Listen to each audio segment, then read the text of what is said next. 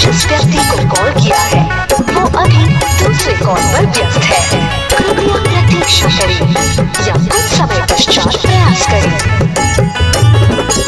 Music by प्रेम दिलदार।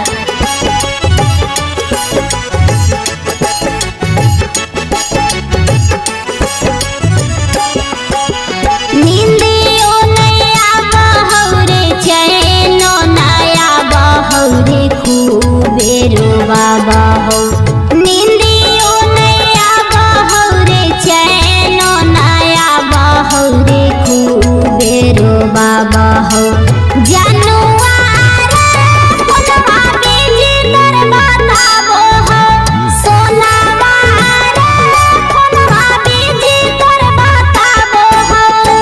आपने जिस व्यक्ति को कॉल किया है वो अभी दूसरे कॉल पर व्यस्त है।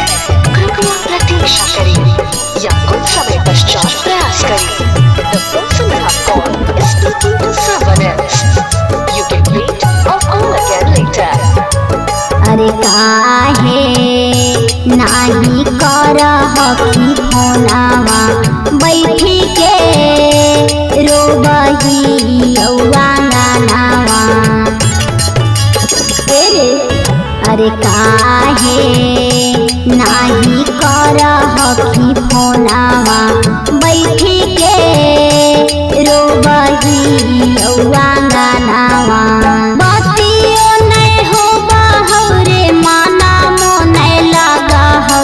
चिंता सताबो हो बतियो नहीं होबा हो रे माना मन लागो हो रे चिंता सताबो हो। जानुआर कोनवा बीजी दर बताबो हो सोनावार कोनवा बीजी दर बताबो हो। आपने जिस व्यक्ति को कॉल किया है वो अभी दूसरे कॉल पर व्यस्त है।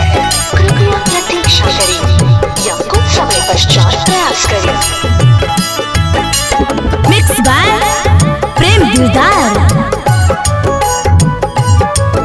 अरे रंजू रागनी के फोटा हो करे जावा कारो हिना कोलावा मैं से जावा।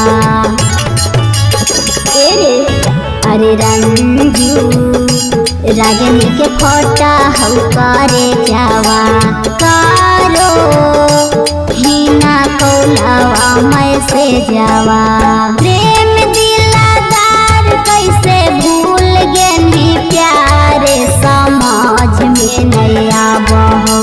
रंजित अमित कैसे भूल गेनी प्यारे समझ में नहीं आबो। जानुआर कोनवा बीजी दर बताबो हो सोनावार कोनवा बीजी दर बताबो हो। रिकॉर्डिंग बाय आरएम म्यूजिक गुरारू गया।